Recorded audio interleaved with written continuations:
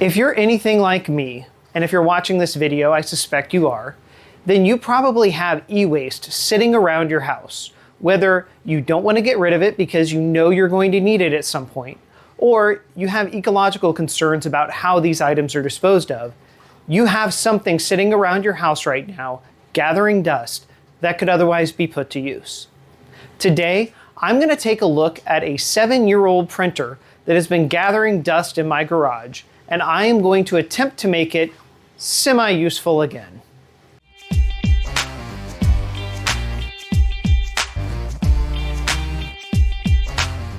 This ungainly beast is my e-waste. This is the CR-10 S5, introduced in 2017. I got this for free last year, and while I've been able to do a series of prints with it, it just isn't up to the standards of all of my other printers. Now, for 7 years old, it's doing incredibly well. The previous owner put a PEI bed on this. I upgraded it with a 110 volt mains heater for the bed, and I also added a different extruder and hot end setup. However, it just isn't enough. The Cartesian setup for this is antiquated, to say the least. The wheels have worn out on the x-axis, and the print quality just leaves something to be desired. So today, we're going to make a couple small modifications to try and bring this printer into the 2020s. So what are we going to do today? Well, the first thing that we'll do is we'll take apart all of the wiring leading to the tool head. Then we're going to remove the tool head from the x-axis, and we'll disassemble the x-axis.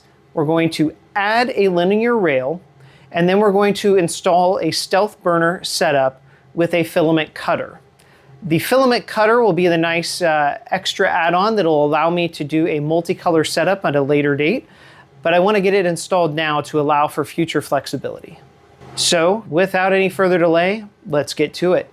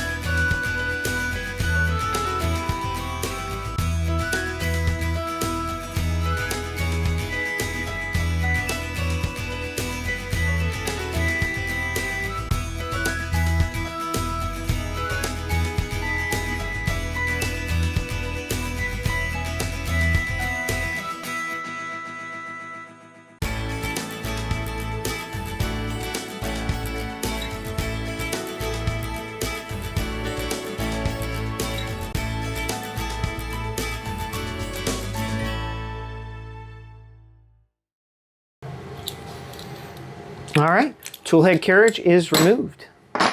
Now we do need to remove the cover for the X end stop because we're going to be moving that to the actual tool head itself. All right, now that we have it disassembled, just a quick check for the health and condition of the belt. It looks to be in decent shape. We're not going to change the routing of the belt. The belt routing will still stay the same. Your standard Cartesian routing on these Ender 3 style printers. But we're going to add a linear rail to the front. So let's do that now. So here's my linear rail. We're going to go ahead and pull that out of the box.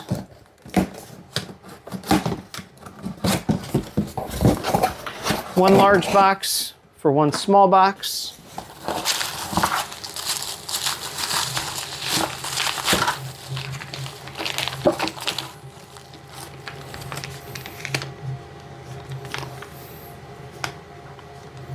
All right, this is an MGN 12H. The H refers to the carriage itself here. This one came with 2 carriages. I'm not going to need both of them, so I will be removing one of them. But the rail and the carriage seem to be in good condition, so let's go ahead and pull this out. We'll get it cleaned off and oiled up, and we'll get it put onto the extrusion. All right, we'll use some isopropyl alcohol and some paper towels to clean this off.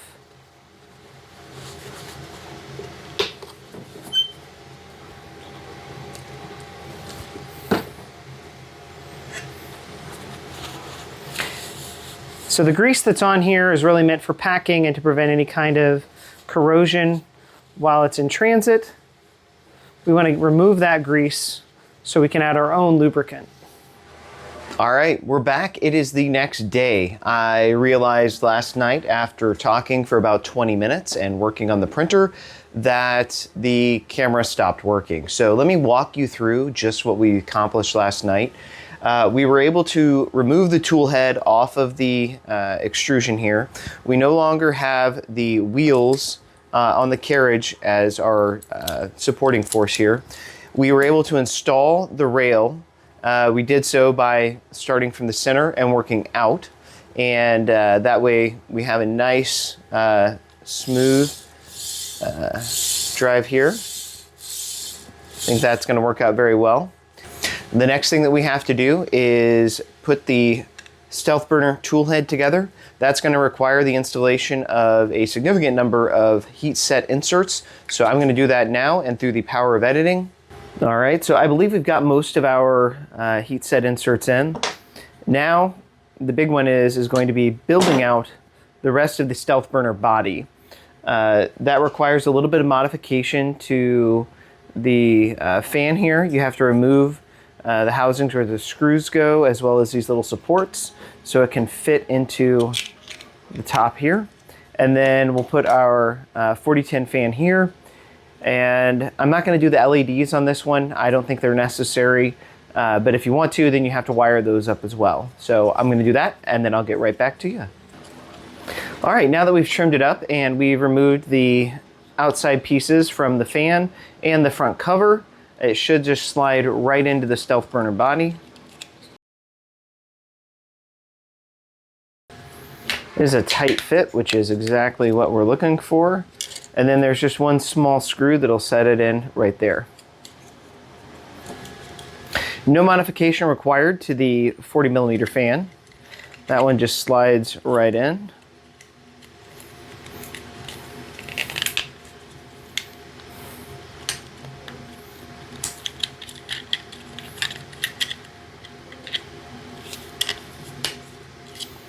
And there you have it. We'll do a little bit of cable management here.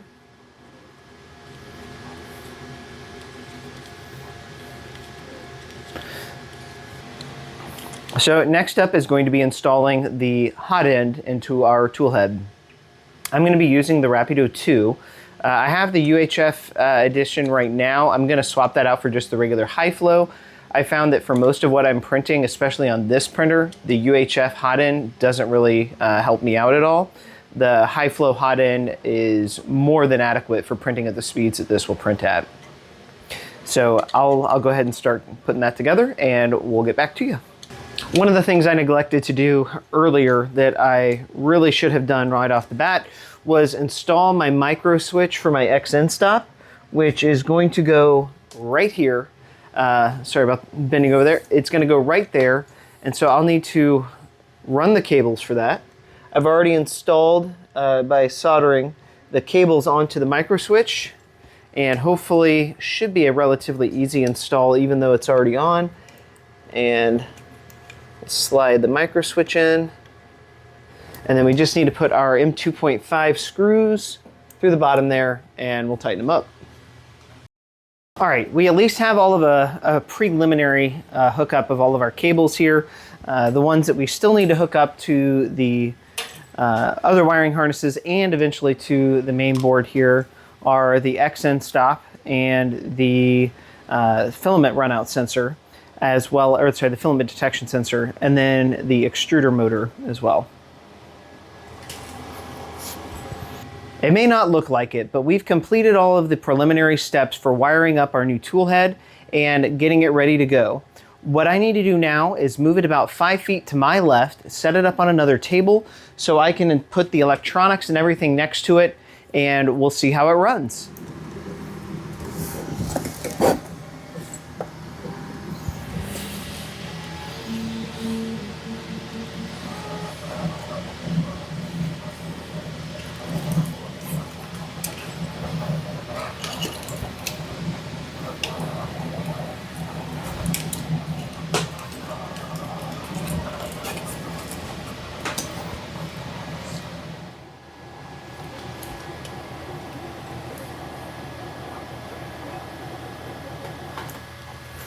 All right, everything is hooked up now, with the exception of my heated bed.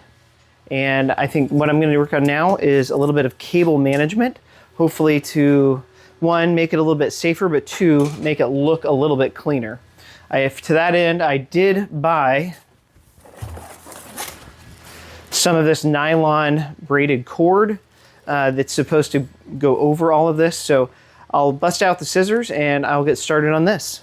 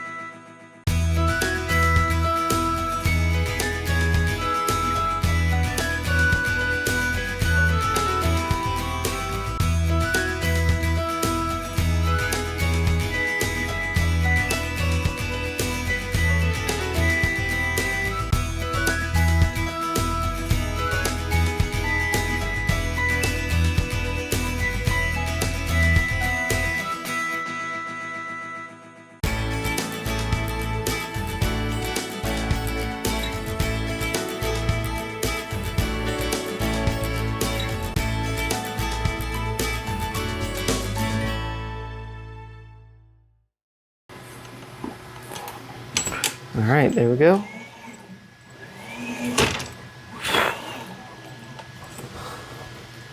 Well, on the upside, I don't think I am going to have any more issues with the cable rubbing. I very much appreciate that. All right, that being said, I'm gonna go ahead and hook up the last cable here.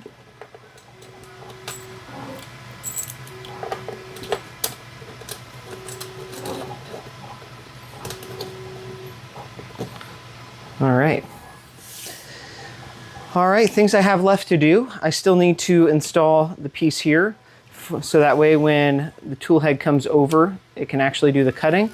I need to finish installing the cutting arm and tool on the tool head, and then I need to do some clipper configuration. After that, I'll be back. As you can see, we were able to fire up the printer after getting all the wiring taken care of. No issues with clipper and getting everything up and running. And this is just an extrusion test from Orca Slicer to make sure that it was printing all right, but absolutely zero complaints so far. As you can see, a little bit of wiring, cable management needs to be done still, but that'll be for tomorrow.